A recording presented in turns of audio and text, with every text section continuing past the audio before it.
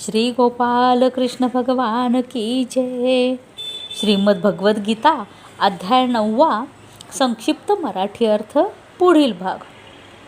मीच सूर्याच्या रूपाने उष्णता देतो, पाणी आकर्षून घेतो व त्याचा वर्षाव करतो.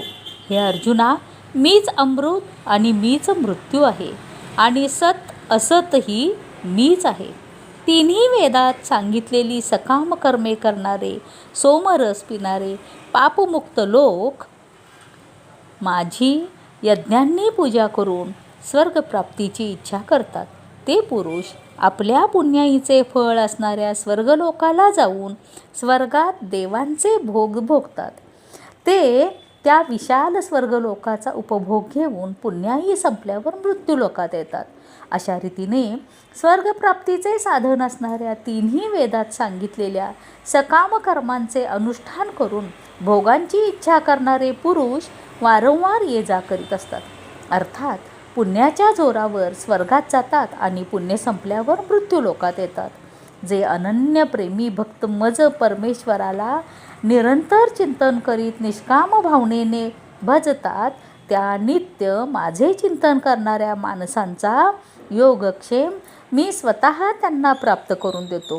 हे अर्जुना, जे सकाम भक्त श्रद्धेने दुसऱ्या देवांची पूजा करतात तेही माझीच पूजा करतात, परंतु त्यांचे ते पूजन अज्ञानपूर्वक असते.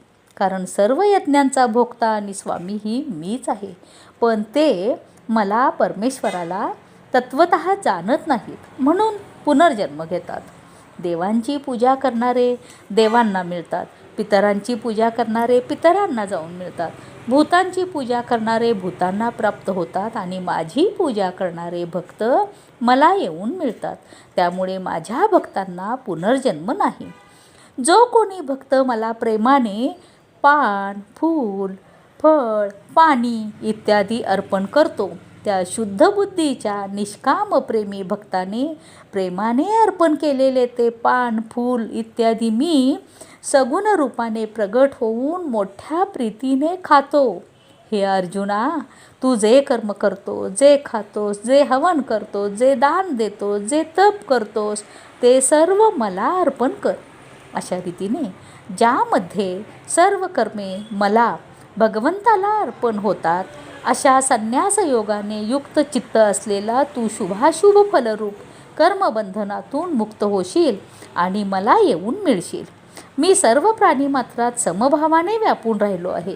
मला ना कोणी अप्रिय ना प्रिय, परंतु जे भक्त मला प्रेमाने भजतात ते माझ्यात राहतात आणि मीही त्यांच्यात प्रत्यक्ष प्रकट असतो. जर एखादा अत्यंत दुर्वर्तनी सुद्धा अनन्य भावाने माझा भक्त होऊन मला भजेल तर तो सज्जनच समजावा, कारण तो यथार्थ निश्चयी असतो आणि अर्थात त्याने ईश्वर भजनासारखे दुसरे काहीही नाही असा पूर्ण निश्चय केलेला असतो. तो तत्काळ धर्मात्मा होतो आणि नेहमी टिकणाऱ्या परमशांतीला प्राप्त होतो. हे अर्जुना, तू हे पक्केच लक्षात ठेव, सत्य लक्षात ठेव की माझा भक्त नाश पावत नाही. हे अर्जुना, स्त्रिया, वैश्य, शूद्र तसेच पापयोनी अर्थात चांडालादी कोणीही असो ते सुद्धा मला शरण आले असता परमगतीलाच प्राप्त होतात.